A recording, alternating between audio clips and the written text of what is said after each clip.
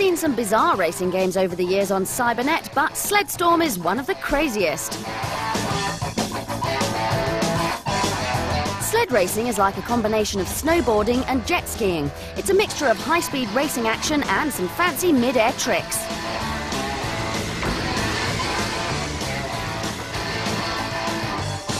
You can choose from 6 funky characters to control, and as you become more successful, you can upgrade your sled to make it faster and more manoeuvrable. Sled Storm is excellent fun to play and boasts some impressive graphics. Although pulling tricks is fairly awkward, the fast and frantic racing more than makes up for this. Unlike other snow-based games, most of the races take place on proper tracks, so you're always guaranteed some close action.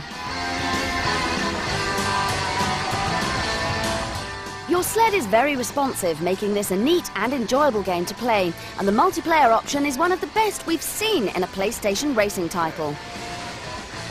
If anything, Sled Storm is a bit too easy, but then this isn't really a title that you play with the aim of winning endless championships. It's a straightforward action game that's best played with your friends.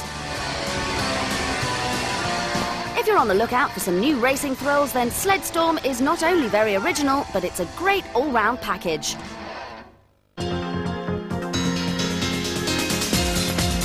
The Castrol Honda motorcycle racing simulations were a surprise hit on the PC.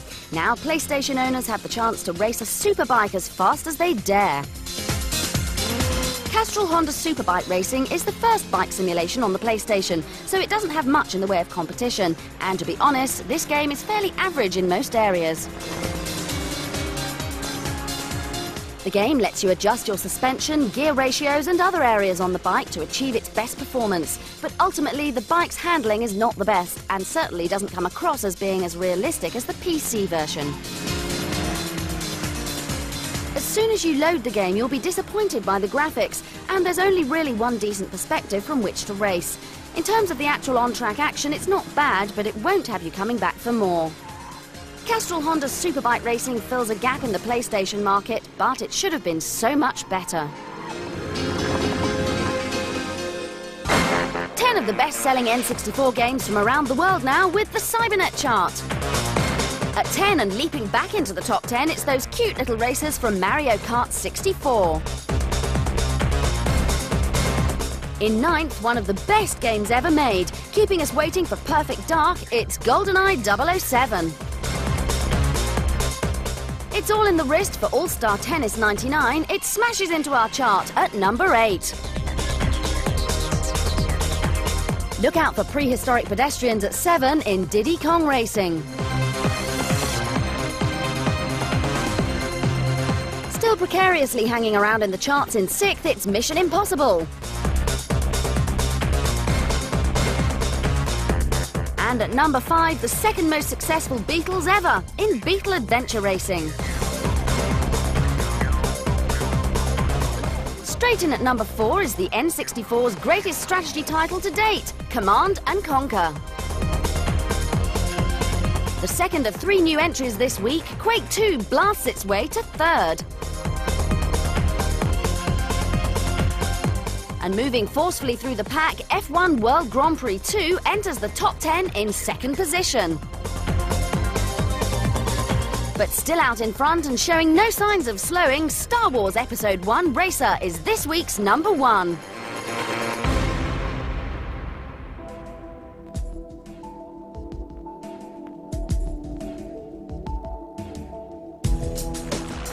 Time for some fun in the sun now with another flight simulation heading your way, the aptly named Fly. Like several other civil aviation games, you can pilot all kinds of small-scale aircraft in many different scenarios. One of this title's main strengths is the choices it allows you in deciding when, where and what you want to fly. Although the lack of landscape detail is very disappointing, the game's physics are excellent and the planes react how you'd expect them to. Here we decided to make our passengers feel slightly ill.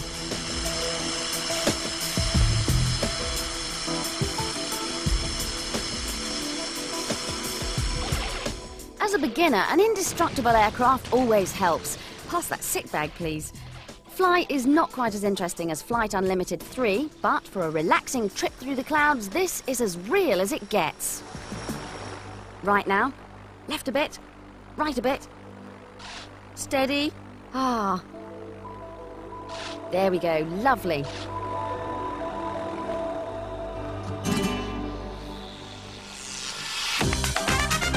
Yes, here's another football game for your PC, but what you really want to know is whether it's as good as FIFA. International Football 2000 lacks an official license, but what it loses in authenticity, it more than makes up for in terms of playability. And yes, it is better than FIFA. You can choose to play with over 73 countries from around the world, and you can also recreate the qualifying rounds for the Euro 2000 Championships. No trouble for the keeper. Good header, played short. Despite some horrendous commentary, this game is a winner. The controls are some of the most simple and user-friendly we've seen. It blends the arcade fun of the FIFA games with the strategic emphasis of the Actua soccer titles. Therefore, it should appeal to beginners as well as devoted football fans. If you're struggling to score goals, then the useful training mode is both helpful and fun to play. International Football 2000 may not have a flashy license, but it looks great. This game definitely has championship potential. OK, time for our competition now, so grab a pen. This week's prize is a PlayStation and a copy of Wipeout 3 to play on it, so prepare for extreme speed with the sequel to one of the most influential PlayStation games ever. To win this prize, call our number and answer this question. What is the name of the most recent Star Wars movie? Is it A, The Phantom Menace, B, Citizen Kane, or C, The Godfather Part 3? If you think you know, call 0660 113333. Please dial carefully and don't forget to ask permission from the person who pays the telephone bill first. We'll put up the question and number again at the end of today's show, so get dialing and good luck! Coming up, we command and conquer, revisit some arcade classics, and show you the upcoming games that we're most excited about.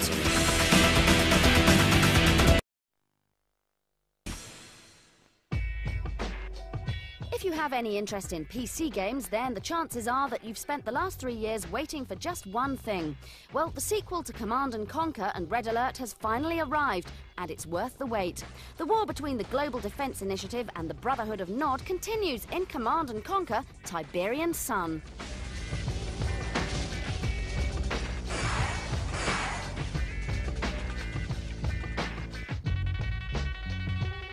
One vision, one purpose. I've never seen anything like it, sir. It's easily the size of one of our carriers, but... But what? I don't think humans made this, sir. Pull back, soldier! Gameplay-wise, things have hardly changed. You're still looking down on a two-dimensional battlefield, issuing orders to your loyal troops. Again, you can play as either the good guys or the bad, and a complicated storyline develops between missions. You also have the task of managing your resources by harvesting the mysterious Tiberian plant. The harvester will automatically begin harvesting any nearby Tiberium. Harvested Tiberium is converted into cash. You can use this cash to build up the defences around your base, or spend it on some more soldiers, tanks, or a few of those very attractive flying troop transporters.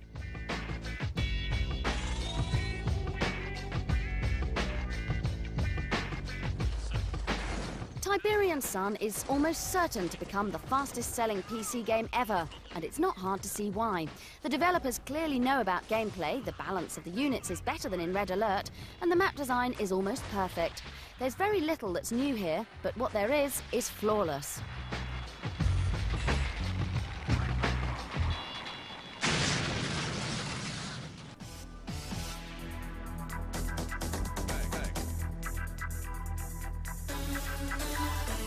Gauntlet was an arcade classic, and now it's being given the 3D treatment with Gauntlet 3D Legends.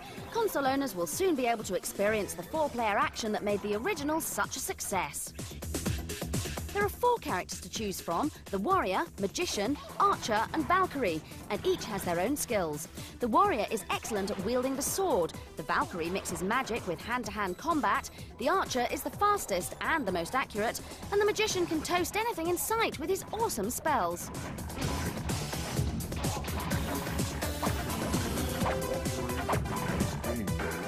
The N64 and PlayStation versions differ from the arcade game by having 2 new worlds to explore, bosses to fight, and the ability to save your characters and take them round to play at a friend's house. Very nice.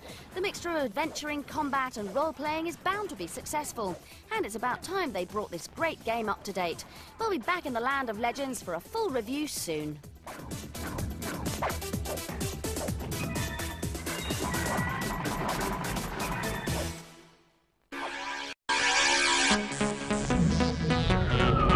Here's another old favourite that's turning 3D. Get on your bike and prepare for Paperboy on the N64.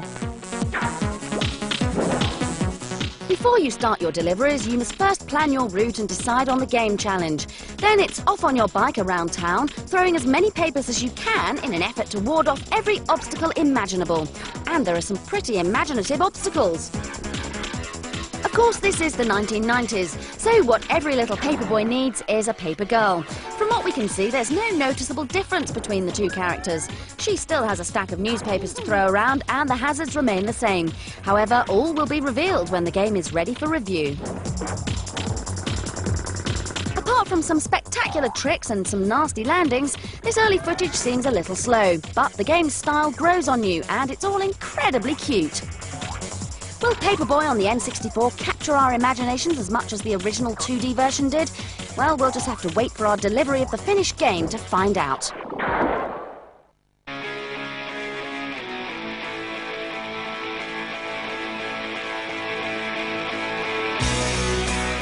Time to travel into the near future now as we show you exclusive footage from some of the hottest titles currently in development. First up is the eagerly awaited Anachronox. This will see you controlling 3 of a possible 7 characters in a galaxy populated by a huge number of different space enemies. Although the idea doesn't sound that revolutionary, we're assured that the game will be quite unlike anything you've seen before, as John Romero explained. Anachronox is Final Fantasy VII-ish.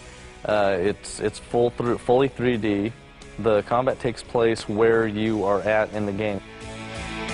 The tried and tested Quake 2 engine is used and so will deliver super fast gameplay. A strong storyline and imaginative visuals make this one to watch.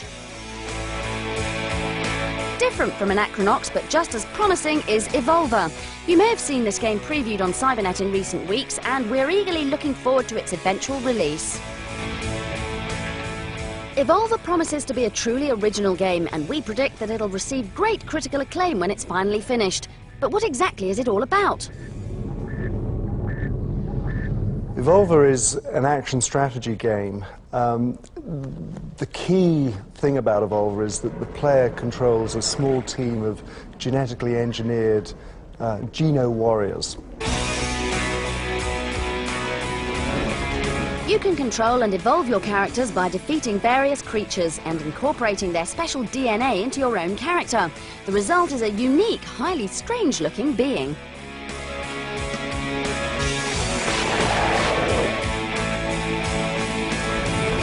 A lot of original thought and effort has gone into Evolva, and we can't wait for its release. Staying with odd-looking creatures, this is Perfect Dark. The game comes from the makers of GoldenEye, one of the most impressive games of recent years. Like GoldenEye, Perfect Dark is a first-person combat game. You control Joanna Dark in this shadowy and dangerous world, where surprisingly aliens are your friends and humans are to be mistrusted. The game will feature stunning visuals, including over 60 minutes of cinema-style scenes. The audio has been carefully designed to make you feel as if you're actually there. An exciting feature of Perfect Dark will be the ability to put your face onto multiplayer characters. Using the Game Boy camera and a special transfer pack that connects to your controller, you can take a picture of your face and paste it into the game. With innovations like this, we think Perfect Dark will be a huge success. So keep watching Cybernet in the coming weeks for full reviews of all these titles.